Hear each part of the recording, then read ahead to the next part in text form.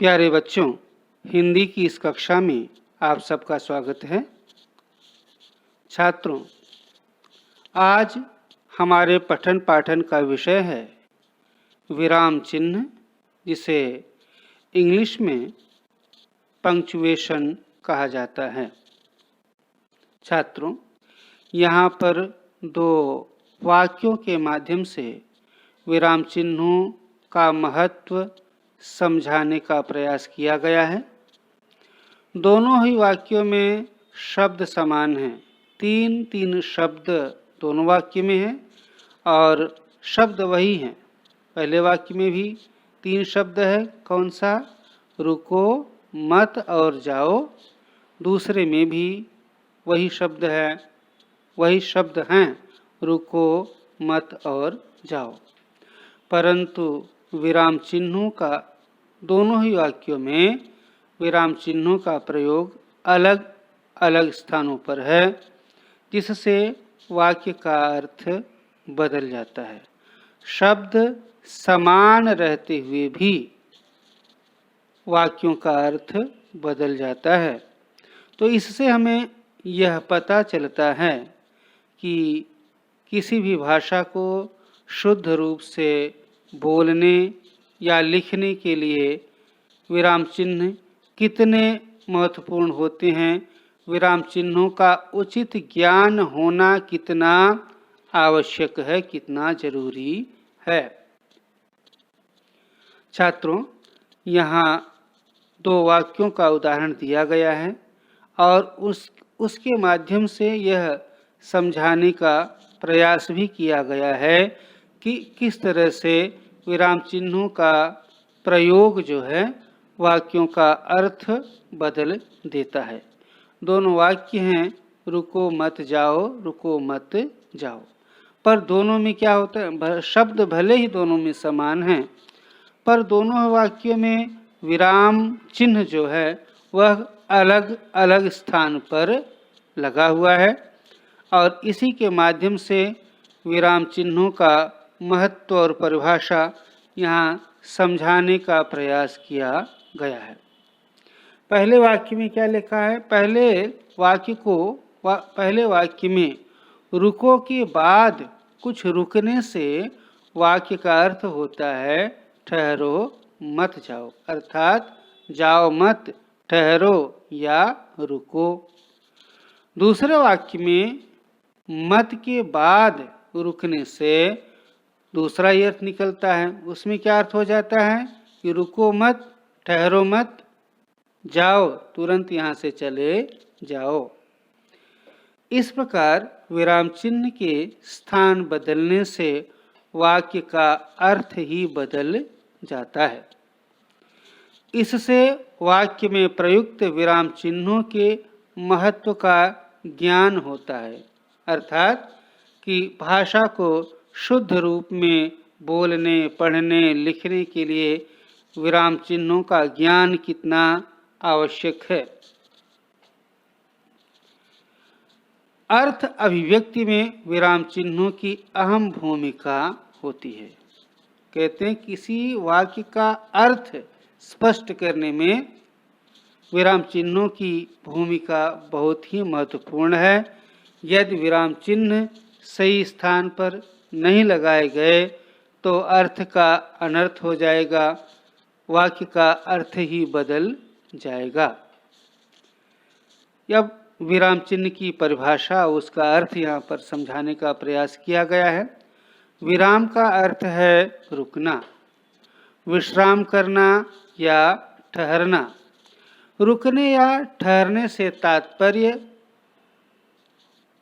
रुकने या ठहरने से वाक्य का सही अर्थ समझने में सुविधा होती है। लिखते समय या बोलते समय रुकने की इस प्रक्रिया को ही विराम कहते हैं और विराम को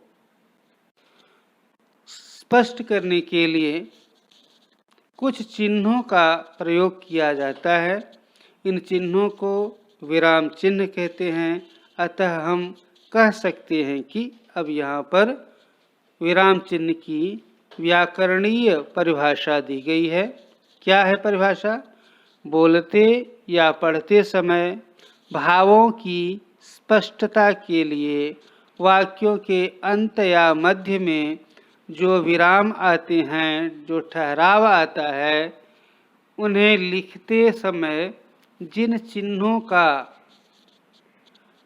प्रयोग किया जाता है वे चिन्ह विराम चिन्ह कहलाते हैं। विराम चिन्हों का प्रयोग हमारे कथन के अर्थ में आश्चर्यजनक परिवर्तन कर देता है। आइए हम हिंदी में प्रयोग होने वाले विराम चिन्हों का अध्ययन करें। यहाँ विराम चिन्हों की सूची दी गई है और उन्हें हिंदी और अंग्रेजी में क्या कहा जाता है, किस नाम से पुकारा जाता है।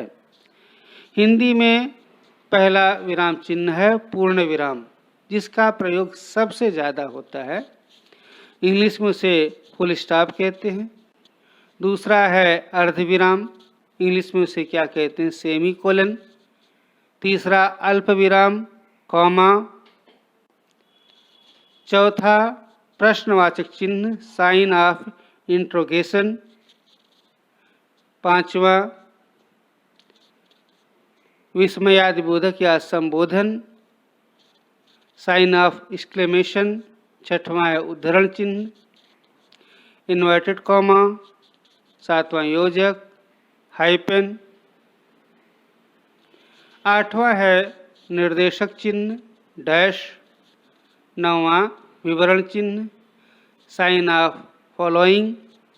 10वां लाघव चिन्ह, साइन ऑफ एब्रिविएशन।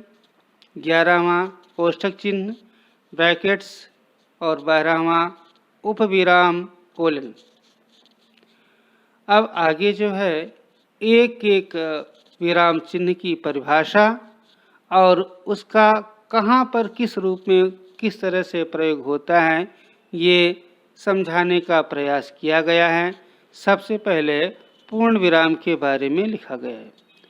सबसे पहला, सबसे ज़्यादा प्रयुक्त होने वाला जो विराम चिन्ह है वह है पूर्ण विराम। उसे किस रूप में लिखते हैं, एक खड़ी पाई के रूप में। देखिए वहाँ कोष्ठक में दिया गया, ब्रैकेट में दिया गया है। पहले परिभाषित किया गया है कि पूर्ण विराम किसे कहते हैं। पूर्ण विराम का शाब्दिक अर्थ है पूरा ठहराव, अर्थात जहाँ पूरी तरह से रुक जाएं। इस विराम चिन्ह का प्रयोग वाक्य के पूरा हो जाने पर किया जाता है। जैसे मेरा भाई स्कूल चला गया है। अब एक कथन यहाँ पर समाप्त हो जाता है, एक बात खत्म हो जाती, इसलिए यहाँ पर पूर्ण विराम लगा दिया गया है। अध्यापक ने छात्र से पूछा कि वह देर से क्यों आया। तो यहाँ पर देखिए बात पूरी हो जाती है, इसलिए पूर्ण विराम लगाया गया है। तो जहाँ पर कथन पूरा हो जाए वहाँ पर क्या होता है, पूर्ण विराम का चिन्ह लगता है। आगे जो दिया गया है अर्धविराम, क्या लिखा है, अर्धविराम। अर्धविराम का अर्थ है आधा ठहराव, अर्थात पूर्ण विराम की अपेक्षा कम देर ठहरने के लिए अर्धविराम का प्रयोग होता है। जैसे हमें घर पहुंचना है, खाना तैयार करना है, अन्य तैयारियां भी करनी हैं। यहाँ पर दो जगह जो है अर्धविराम चिन्ह का प्रयोग किया गया है, जो पूर्ण विराम से कम समय वहाँ पर रुका गया है। आजकल जो बेईमानी करते हैं, यहाँ देखिए अर्धविराम का चिन्ह लगाया गया है, वे ही सम्मान पाते हैं। इसके बाद तीसरा जो है वो अल्प विराम है, कॉमा कहते हैं। अल्प विराम, अल्प का अर्थ होता है थोड़ा, इसमें अर्धविराम की अपेक्षा कम ठहराव होता है, अर्थात बहुत कम समय के लिए बोलते या पढ़ते समय रुकते हैं। जैसे मोहन, सोहन, रोहन और महेश घूमने गए। लाभ हानि सुख दुख जीवन मरण विधि के हाथ में है। तो इस तरह से जो अल्प विराम हैं, यह एक वाक्य की जो महत्वपूर्ण बातें हैं या शब्द हैं उनको अलग करने का काम करते हैं, जिससे वाचन में स्पष्टता आ जाए। चौथा है प्रश्नवाचक चिन्ह, जहाँ पर प्रश्न पूछा जाता है। वाक्य में प्रश्न पूछने के बाद सदैव प्रश्नवाचक चिन्ह लगाया जाता है। अगर वाक्य में इस तरह से समझ लें कि यदि कोई प्रश्न पूछा गया है तो उसके अंत में क्या होगा, प्रश्नवाचक चिन्ह लगाया जाना चाहिए। जैसे तुम वहाँ क्या करते हो, यहाँ पूछा जा रहा है क्या करते हैं। आप कहाँ जा रहे हैं, ये भी प्रश्न पूछा जा रहा है। इसके आगे जो है देखिए प्रश्नवाचक चिन्ह लगाया गया है। तुम वहाँ क्या कर रहे हो, आप कहाँ जा रहे हैं। केवल दोनों सेंटेंस या दोनों वाक्य एक ही हैं, दोनों में केवल वचन का परिवर्तन है। अगला है विस्मयादि बोधक चिन्ह, एक्सक्लेमेशन बोलते हैं। वाक्य में कोई भावावेग या तथा विस्मय आदि प्रकट करने वाले या संबोधन वाले वाक्यों के बाद विस्मयादि बोधक चिन्ह लगाया जाता है। जैसे वाह कितना मजा आ रहा है, सभापति महोदय मेरी बात सुनिए। इस तरह से क्या यहाँ पर दो जगह विस्मयादि बोधक चिन्हों का प्रयोग किया गया है। फिर है उद्धरण चिन्ह। उद्धरण चिन्ह में जहाँ पर दो बातें जो हैं इन्वर्टेड कॉमा में लिख दी जाती हैं। जहाँ किसी का कथन, किसी का स्टेटमेंट किसी दूसरे ने बोला है उसे हम अब कोट करते हैं। जहाँ किसी का कथन ज्यों का त्यों उद्धृत किया जाता है, वहाँ उद्धरण चिन्ह का प्रयोग किया जाता है। जैसे उदाहरण लिखा है, नेताजी सुभाष चंद्र बोस ने कहा था तुम मुझे खून दो मैं तुम्हें आज़ादी दूंगा। तो यहाँ पर तुम मुझे खून दो मैं तुम्हें आज़ादी दूंगा, ये नेताजी का नारा था और उनकी कही हुई बात थी। इसलिए देखो पूरा जो वो बात है वो किस में लिखी गई है, इन्वर्टेड कॉमा में लिखी गई है। तो इसे क्या कहते हैं, जो बात इन्वर्टेड कॉमा में दो कॉमा लिखी गई हो उसे हम क्या कहते हैं, उद्धरण चिन्ह कहते हैं। अगला है वाक्य में दूसरा वाक्य दिया, रामचरितमानस तुलसीदास द्वारा लिखा गया महान ग्रंथ है। तो जो उद्धरण चिन्ह होते हैं उसमें भी दो होते हैं। किसी के कथन को हूबहू रखने के लिए क्या होता है, दोहरे उद्धरण चिन्हों का प्रयोग किया जाता है। सामान्य बातों के लिए इकहरे उद्धरण चिन्ह जो है प्रयोग में लाए जाते हैं। आगे है योजक। योजक को हाइपेन कहते हैं। इस चिन्ह का प्रयोग शब्द युग्मों की दो शब्द जो साथ साथ आते हैं, जैसे दिन रात, अमीर गरीब, राजा रंक, सुबह शाम, इनके बीच में क्या होता है, योजक चिन्ह या हाइपेन का प्रयोग होता है।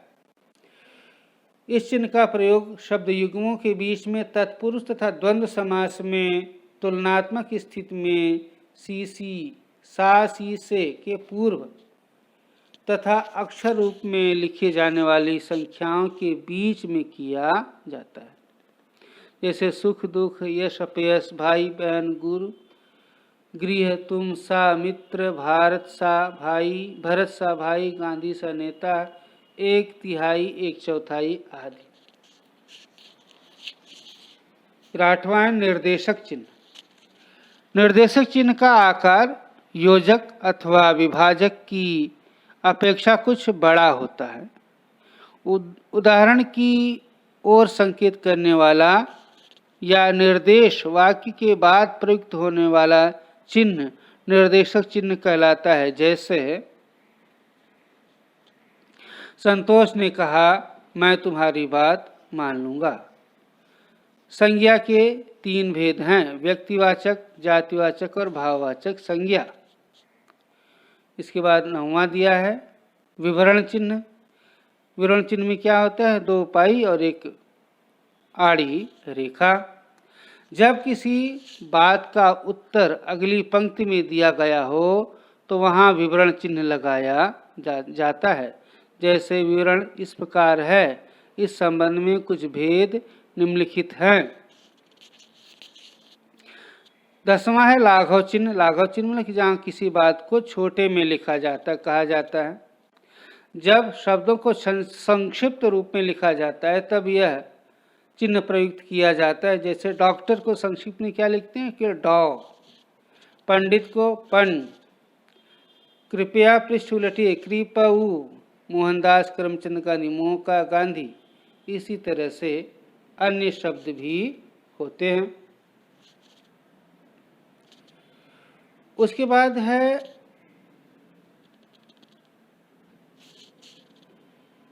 लाघव चिन्ह। जब शब्दों को संक्षिप्त रूप में लिखा जाता है तब इस चिन्ह का प्रयोग किया जाता है। ये हो गया। फिर 11वां है कोष्ठक चिन्ह। इस चिन्ह का प्रयोग निम्नलिखित स्थितियों में किया जाता है। क्रम प्रदर्शित करने के लिए, जैसे यहाँ रोमन संख्या में लिखा गया है 1 2 क ख ये सब। वाक्य के भीतर आए किसी भी शब्द को स्पष्ट करने के लिए, जैसे अपने भाइयों भरत, लक्ष्मण और शत्रुघ्न के प्रति राम के मन में अद्भुत प्रेम था। नाटक के पात्रों के हाव भाव क्रियाकलाप की सूचना देने के लिए पात्रों के कथन से पूर्व, जैसे पिता क्रोधित होते हुए, मैं तुमसे नाराज हूँ। उसके बाद है उपविराम है। इस चिन्ह का प्रयोग भी निर्देशक की भांति होता है। प्रायः शीर्षकों में इसका प्रयोग अधिक होता है, जैसे प्रेमचंद, अध्ययन, नई कहानी, कुछ प्रश्न। तो छात्रों, इस तरह से यहाँ पर आपकी पाठ्य पुस्तक में जो विराम चिन्ह दिए गए हैं उन विराम चिन्हों के बारे में यह एक संक्षिप्त सी जानकारी रही। आप लोग अपनी पाठ्य पुस्तक में विराम चिन्हों से दी गई जानकारी को भी ध्यानपूर्वक पढ़ें। मैं अब यहीं पर आप लोगों से विराम लेता हूँ। धन्यवाद।